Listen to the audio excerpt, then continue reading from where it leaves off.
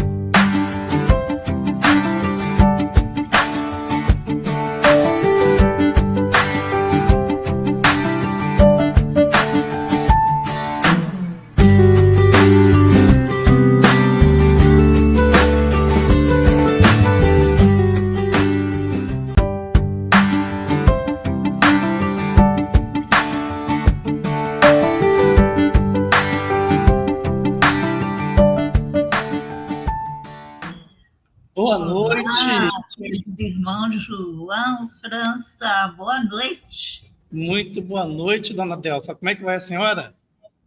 Tudo bem, graças a Deus. Quanto tempo nós não estamos nos vendo, falando, não é? Pois é. Tudo bem com você?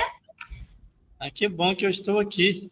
É sempre um prazer enorme atender ao chamado do meu amigo João Luiz, né? Ou Johanno, como na boa pronúncia do Esperanto.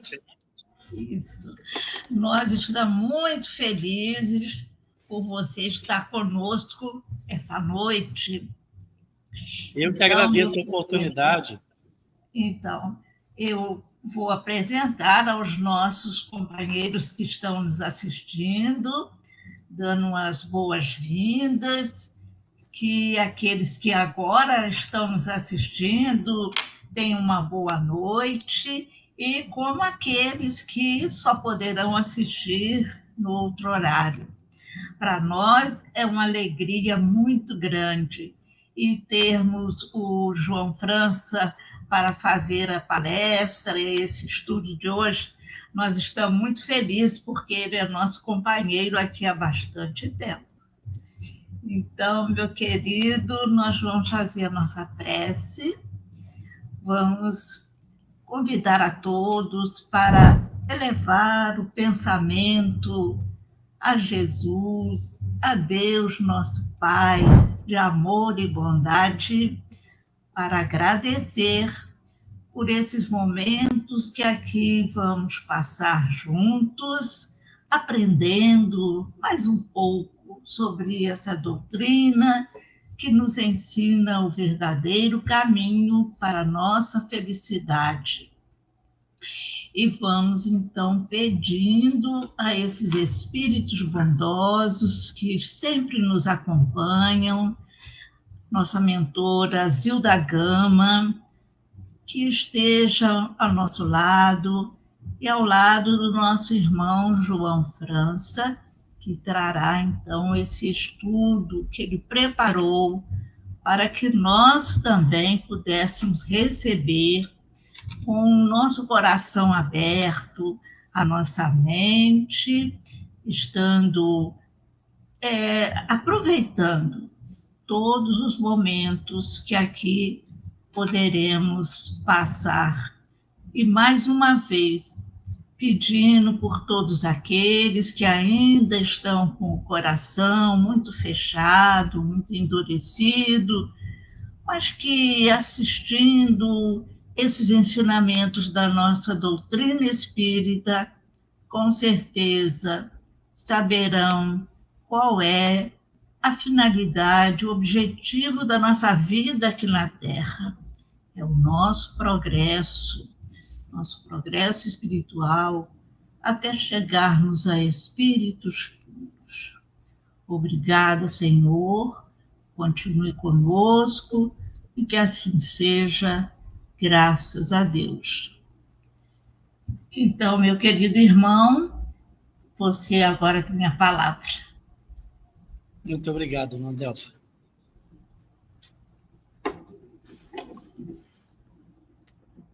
Muito boa noite a todos, os amigos e amigas do Centro Espírita Zilda Gama, esta casa que trabalha com bastante seriedade, respeito e fidelidade aos fundamentos da doutrina espírita nas obras de Allan Kardec. O tema que nós vamos trabalhar hoje, transição planetária, é um tema muito debatido, principalmente mais recentemente, nas casas espíritas, nos estudos, e muito abordado nas palestras públicas, porque é um assunto que traz muitas dúvidas, porque a quantidade de informação que chega para nós é muito grande. Então, de fato, suscita muitas dúvidas de todo mundo que pesquisa a respeito deste tema. E por isso eu trouxe com esse título adicional, Mitos e Realidades. E a gente vai ver mais um pouquinho para frente aí de que trata tudo isso. Então, pessoal, começando, a gente vai explicar de forma resumida o que é a transição planetária. Ela, na realidade, é um mecanismo da lei do progresso, que é diretamente proporcional, ligado aos conceitos de pluralidade dos mundos habitados, que é a parte material, e a pluralidade das existências, que faz parte do mundo espiritual, conforme está lá no Livro dos Espíritos. E para a gente entender um pouquinho sobre transição planetária, é necessário a gente trazer esses conceitos que estão lá no Livro dos Espíritos. E também no Evangelho segundo o Espiritismo, né, lá no capítulo 3, sob o título Há Muitas Moradas na Casa do Meu Pai, nós temos o seguinte texto: do ensino dado pelos Espíritos, resulta que muito diferentes umas das outras são as condições dos mundos, quanto ao grau de adiantamento ou de inferioridade dos seus habitantes. Então, a gente tem uma classificação que a gente chama de escala espírita, não é que é a classe de evolução, por assim dizer, dos espíritos. Então, os espíritos superiores classificam em 3 ordens principais. A primeira ordem, dos espíritos puros, da qual faz parte Jesus. A segunda ordem, dos bons espíritos. E os da terceira ordem, que são os espíritos imperfeitos. É nesta terceira ordem que nós nos enquadramos na nossa atual condição de mundo de expiação e provas.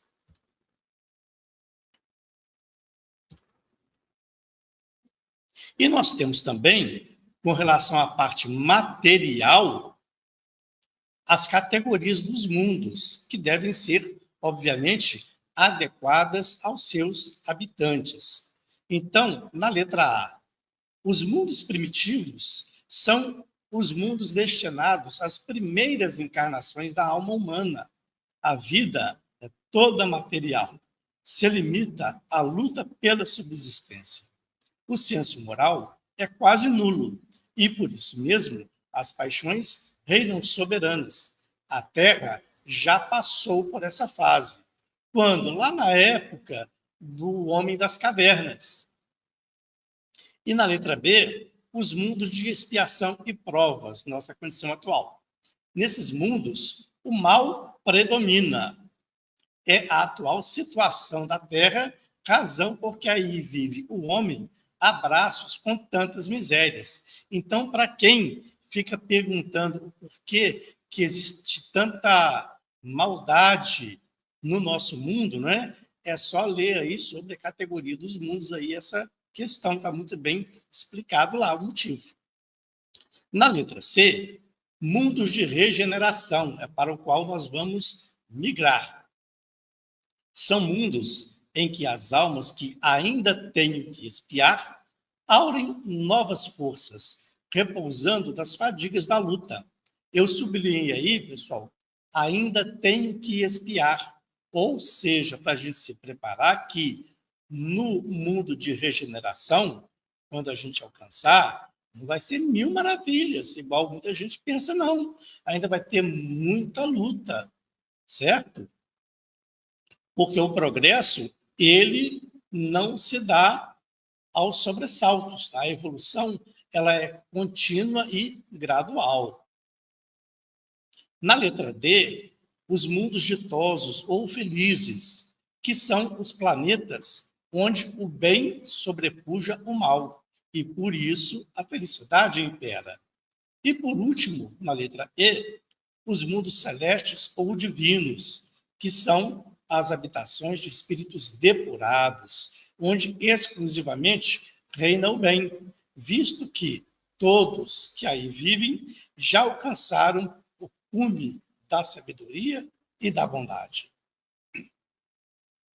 Então, de que transição planetária nós estamos falando?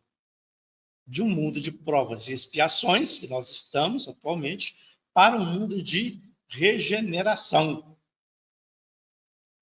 A palavra transição, aliás, ela tem origem no termo grego mitos, que significa narrativa, fábula ou ação. Mas é uma narrativa que, para a gente falar de mitos, não é? Que ajuda a explicar algo, mas que não corresponde necessariamente aos fatos, ou seja, é uma ideia falsa. Porque muitos vão se perguntar, existem mitos no Espiritismo? Né? Então, está aí a origem da palavra mitos, né? E por que a gente vai trabalhar esse tema sob essa ótica. Tá certo? Então, está aí a resposta, né? Não. No Espiritismo, não existem mitos. Mas, então, de onde eles vêm?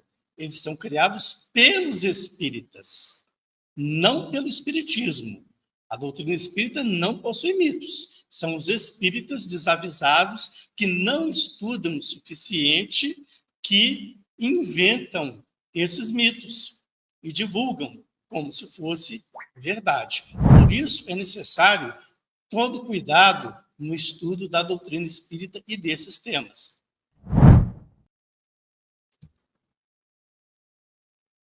Conforme dizia o antigo ministro da propaganda na Alemanha nazista, de nome Joseph Goebbels, uma mentira dita 1000 vezes torna-se verdade. E, infelizmente, é isso que acontece e tem acontecido, volta e meia, na própria doutrina espírita. É natural que nós tenhamos essa busca pelo conhecimento. Ela é muito bem-vinda, muito necessária, né? O estudo, a pesquisa. Porém, é necessário que a gente observe as fontes e também observe os fatos à nossa volta, conforme até orientava Allan Kardec. É necessário que a gente observe os fatos e analise tudo pela razão, para a gente não cair em armadilhas. Portanto, cuidado e critério são necessários no nosso estudo dos fundamentos da doutrina espírita. E quais são as fontes mais recomendadas para este estudo? Vamos lá. Lá na Gênese, no capítulo 18, são chegados os tempos. Lá trata de tudo sobre essa questão da transição planetária. A gente não precisa nem pesquisar em outro lugar sobre esse assunto. Está tudo lá.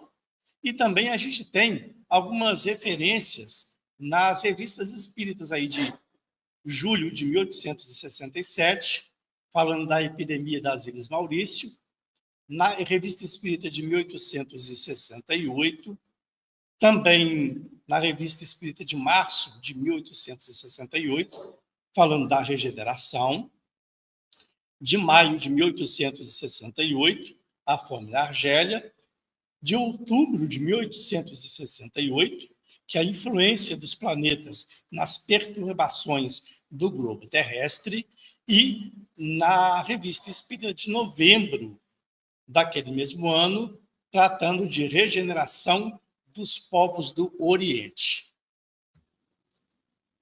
Muito bem.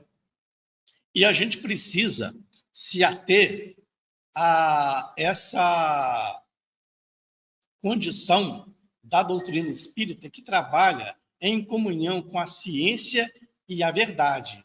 Kardec já frisava muito bem essa questão. Inclusive, lá no Livro dos Espíritos, né, na questão 627, nós temos que o ensino dos espíritos tem que ser claro e sem equívocos, para que ninguém possa pretextar ignorância e que para todos o possam julgar e apreciar com a razão. E também no Livro dos Médiuns, no item 230, pelo Espírito Erasto, melhor é repelir 10 verdades que admitir uma única falsidade, uma só teoria errônea.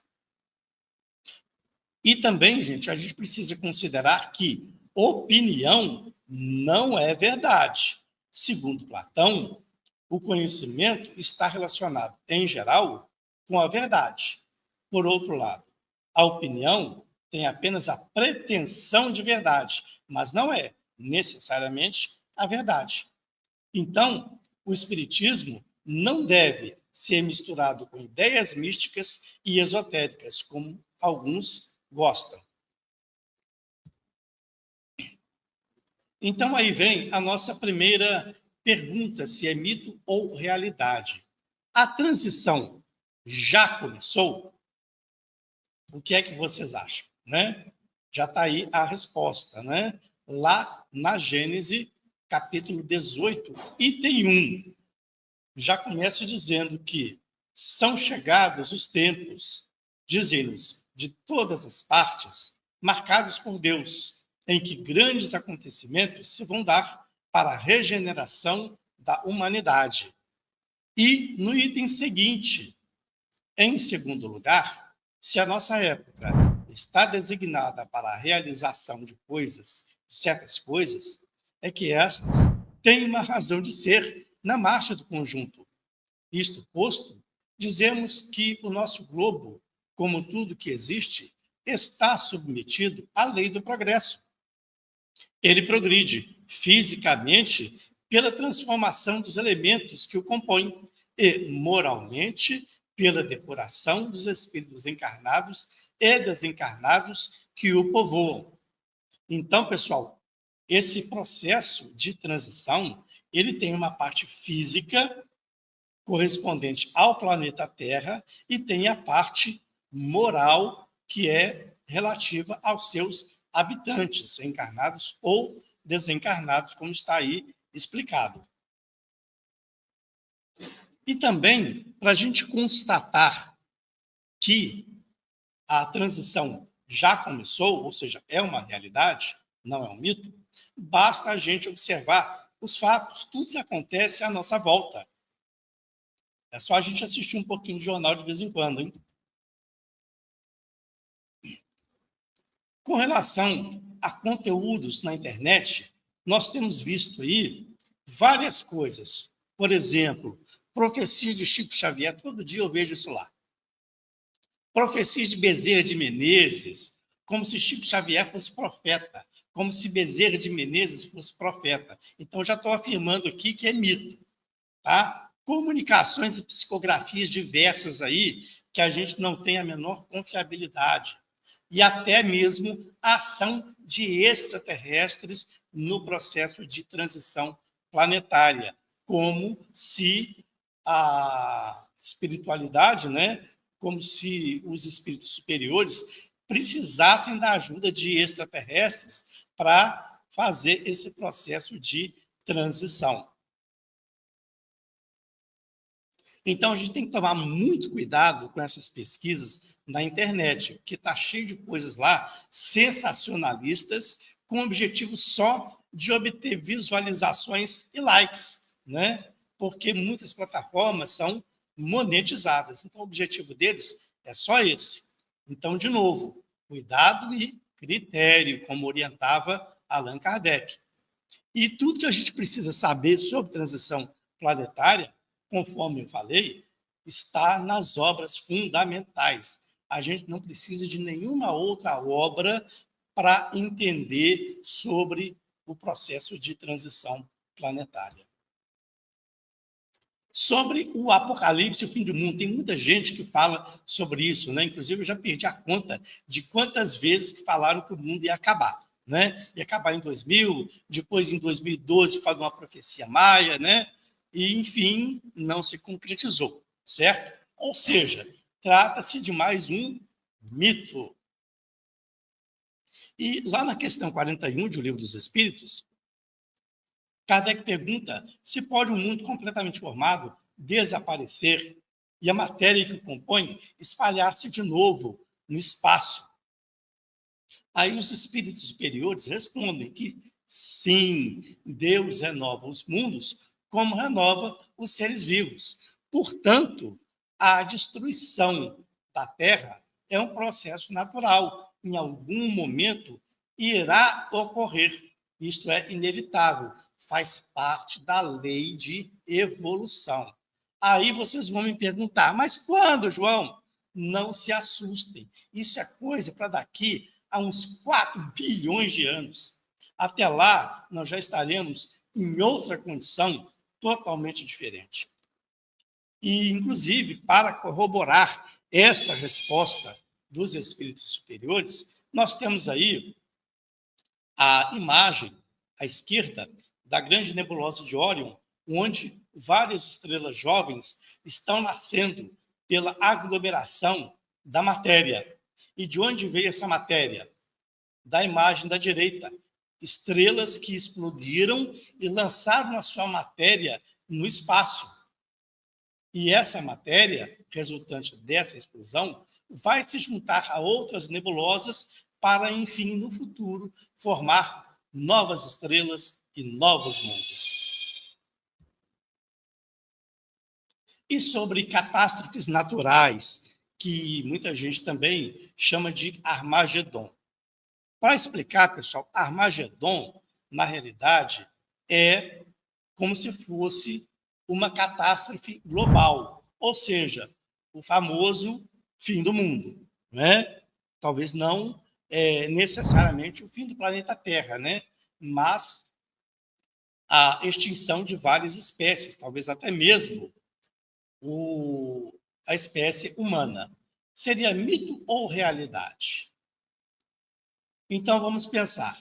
Primeiro, esse tal Armagedon, ele não envolve a destruição do planeta, mas apenas uma extinção em massa, como já ocorreu no passado, há 62 milhões de anos atrás, né, com os dinossauros.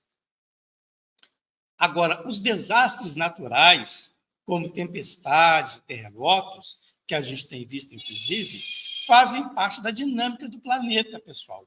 Aí já não é mais uma destruição global, como querem alguns. Portanto, esse tal de Armagedon é mito.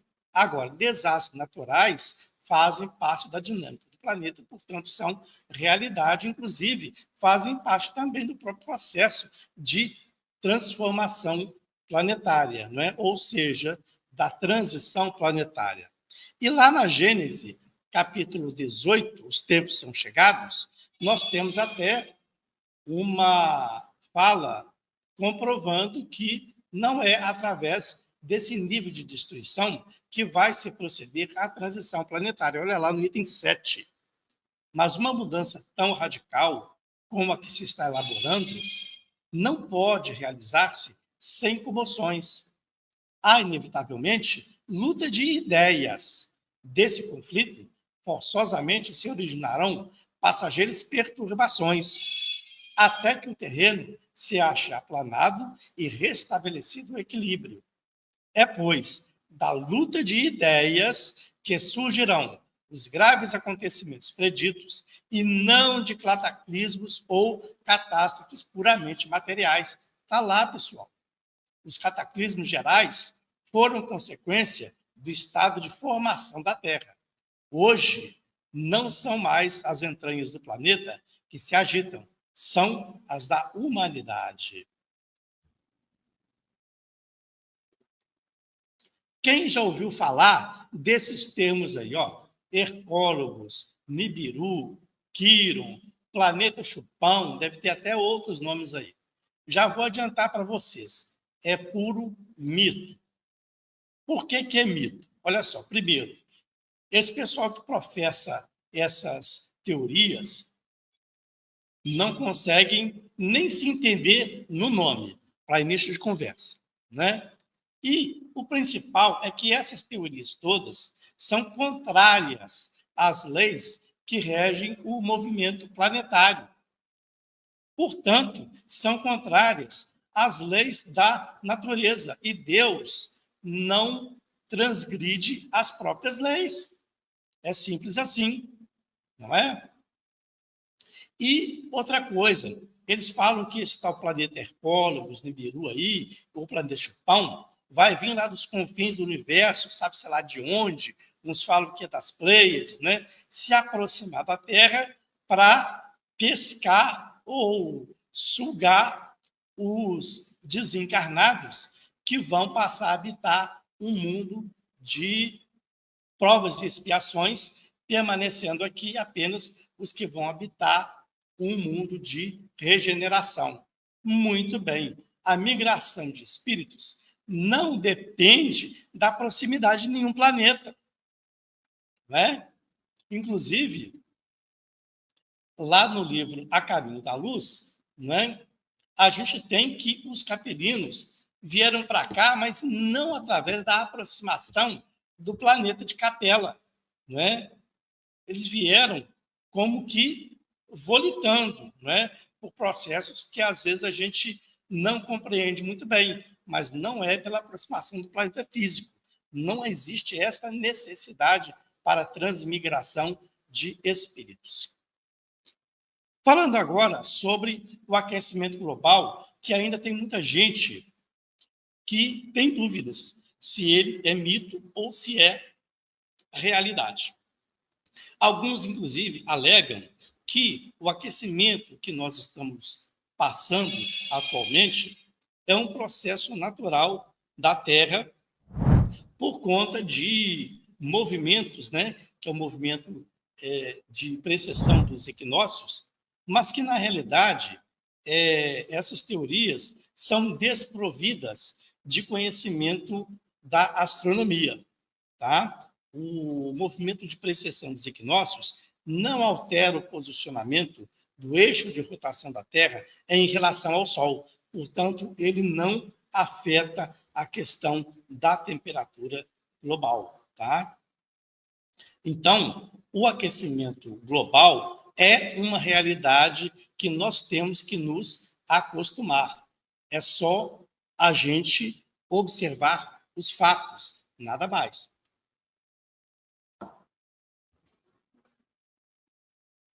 E nós temos aí vários exemplos, né, de evidências. Está aí lá o urso polar sozinho, em cima de uma pequena placa de gelo que derreteu, que se desprendeu. E ele está entrando em processo de extinção porque não está mais conseguindo caçar o principal alimento dele, que são as focas, né? E nós temos aí várias evidências, como aumento das tempestades, a gente está vendo isso, né? Derretimento das geleiras, as ondas de calor e outras coisas mais.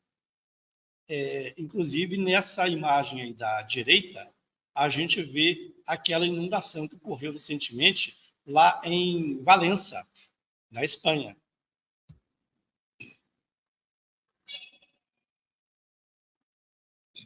E quais seriam as consequências do aquecimento global? Eu gosto muito de falar isso, sabe? Porque muita gente, às vezes, não tem muita preocupação com esses assuntos e não muda as suas atitudes.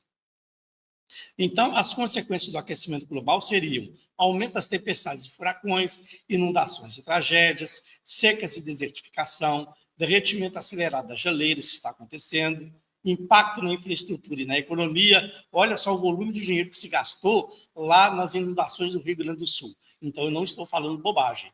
Recorde de temperatura, escassez de água potável, que é uma coisa séria, e impacto na biodiversidade com extinção de espécies e impacto também na nossa economia. Eu vou pular algumas partes, pessoal, tá? Senão nosso tempo vai ficar um pouco curto. A escassez de água potável, eu falei para vocês, é uma questão muito séria, tá? Porque ela desencadeia outros processos, tá? Como impacto na produção de alimentos, impacto na produção de medicamentos, impacto na produção industrial. Não se produz nada sem água potável, gerando fome, doenças, conflitos, né? Então, a gente precisa fazer a nossa parte, evitando o uso excessivo de água potável, procurando economizar. E na questão da biodiversidade, né, o plástico nos oceanos está muito grave e tem uma projeção que até 2040 a poluição plástica vai triplicar. Atualmente, o plástico já mata mais de 100 mil animais marinhos todos os anos. E o plástico é por efeito do nosso consumismo desenfreado, ou seja, é culpa nossa, não é da natureza, não. Né? Afeta também a extinção de espécies, obviamente, e a migração das aves, é afetada pela temperatura global. Aí muitos também se perguntam, será que o nosso planeta realmente está no limite para a gente ter essa preocupação toda? Isso é mito ou é realidade? Eu falo para vocês com toda certeza, é realidade. Já está comprovado. Os problemas são muitos e variados. Não é de se admirar que estejamos olhando para o céu e imaginando um lugar para onde ir. Né? O homem é a única espécie com poder de destruir a Terra. É claro que não vai conseguir, né, pessoal? E seus recursos. Mas também é a única com capacidade de preservá-la, utilizando os recursos com sabedoria e garantindo um futuro sustentável para as próximas gerações. E tem o alerta dos cientistas numa revista Scientific American de 2005.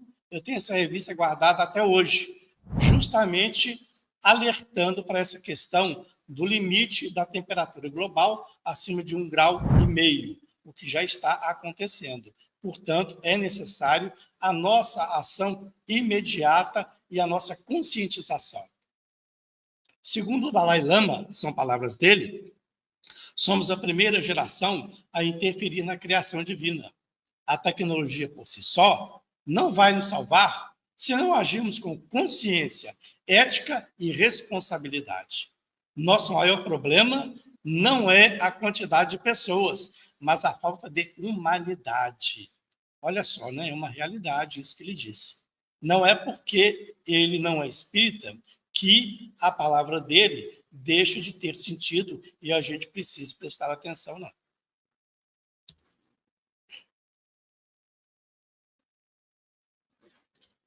Outra pergunta é se a Terra será um mundo regenerado em 2057. De onde saiu esta informação? Vamos lá. Foi uma resposta que Emmanuel deu ao Chico num programa Pinga Fogo 2 da antiga TV Tupi, lá nos anos de 1971. Né? Então, vamos tratar um pouquinho desse assunto para a gente responder se é mito ou realidade. A primeira questão: quando se dará efetivamente a transição planetária? Só Deus sabe, certo? E vamos começar combinando, né? Emmanuel não é Deus, tá? Ele pode ser muito inteligente, mas isso não quer dizer muita coisa. Inteligente eu também sou, né? Tem algum problema? Espero que não, certo? Então, outra coisa, justamente porque ele é inteligente, não é bobo, ele disse em torno de 2057. Ele não disse que seria em 2057. Justamente para, se o ano de regeneração fosse acontecer antes ou depois, né, ele ainda continuaria certo na previsão dele, que ele disse em torno dele. Agora, isso aí tem uma margem de erro que a gente não sabe qual que é, só ele mesmo, né? Quem quiser que pergunte para ele, tá bom? E qual foi a base que ele usou para essa estimativa do ano de 2057? Obviamente que era a realidade experienciada naquela época, que era muito diferente da nossa realidade atual, em que as coisas aumentaram no nível exponencial, tanto que os cientistas não previam que nós chegaríamos a esses recordes de temperatura em tão pouco tempo assim. Portanto, pessoal, a gente não pode dizer se essa previsão de Emmanuel é mito ou realidade, porque eu também não sou Deus para dizer. Tá certo? Então, a gente vai deixar por conta do tempo responder. Mas eu desconfio, tá, que a transição planetária, nos níveis em que tudo está acontecendo hoje, ela se completará bem antes do que esta previsão. Mas aí também é um chute meu, tá? Da mesma forma que Emmanuel deu o chute dele.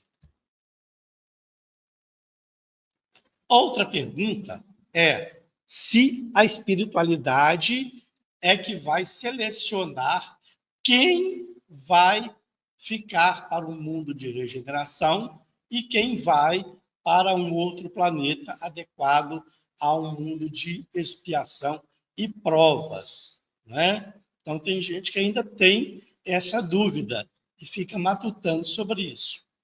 Bom, a resposta, pessoal, é o seguinte: não é a espiritualidade que define o nosso destino. O que é que define o nosso destino?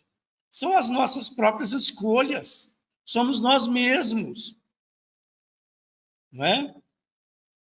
E a gente precisa considerar que toda a nossa dúvida, a nossa vida, as nossas ações, né, nós temos tanto virtudes quanto imperfeições. A gente vai conquistando as virtudes paulatinamente, no dia a dia, no trabalho de reforma íntima. Então, tudo é colocado na balança, né? As virtudes no prato e as imperfeições em outro prato. E o que vai valer no final das contas, se a gente vai ficar e se a gente vai, é qual prato da balança vai pender mais. Ou seja, não é necessário a gente se tornar, digamos, santo para habitar um mundo de regeneração, porque nós ainda vamos continuar carregando várias imperfeições. Mas quem tiver algumas virtudes, obviamente, mais virtudes do que imperfeições,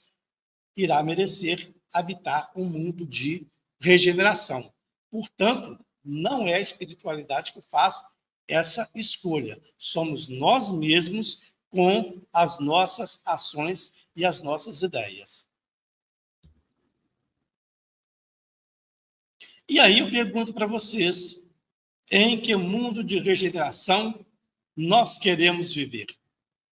E aí vem outra pergunta, né? A gente está fazendo a nossa parte? Ou a gente só quer porque quer habitar um mundo de regeneração? Isso não vale, não é? É aquilo que eu falei. Depende das nossas escolhas. São elas que vão ditar se nós iremos ou não merecer habitar o mundo de regeneração. E que mundo de regeneração a gente quer dar para os nossos filhos, ou talvez até para nós mesmos. no futuro. Então, a gente precisa urgentemente mudar os nossos conceitos, né? A nossa atuação em relação ao nosso próximo, melhorar a nossa reforma íntima, que é urgente, porque a regeneração está próxima, né? A nossa lide com as pessoas e também com o ambiente em que nós vivemos. Porque o planeta, como mundo físico, depende também das nossas ações. Por isso, é importante a nossa mudança de conceitos, a nossa conscientização e, principalmente, as nossas ações, com mudança de posturas, de hábitos e de costumes. Bem, pessoal, então é isso aí.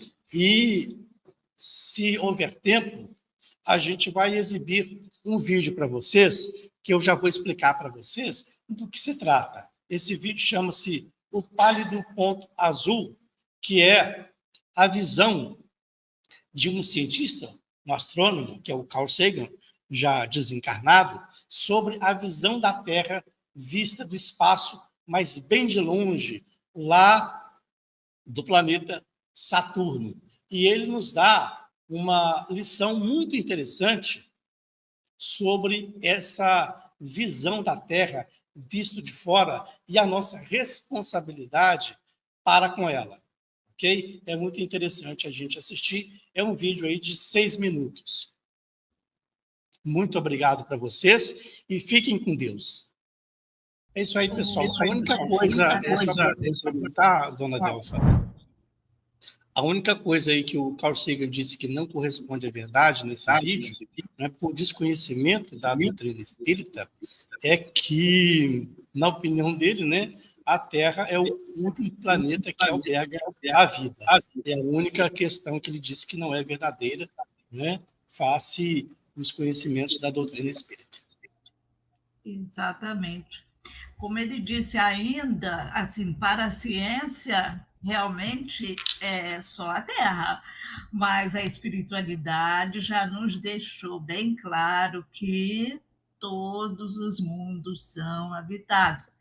Mas isso só com o nosso progresso é que nós poderemos constatar, não é, João?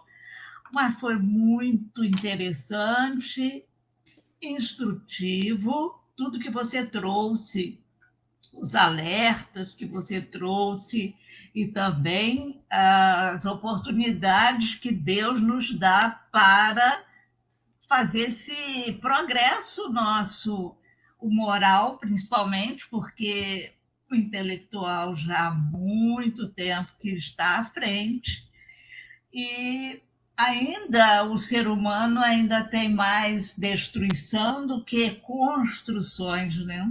Um planeta maravilhoso que nós habitamos, mas isso é com o tempo e nós sabemos que esse progresso parte de cada um de nós, como vai acontecer.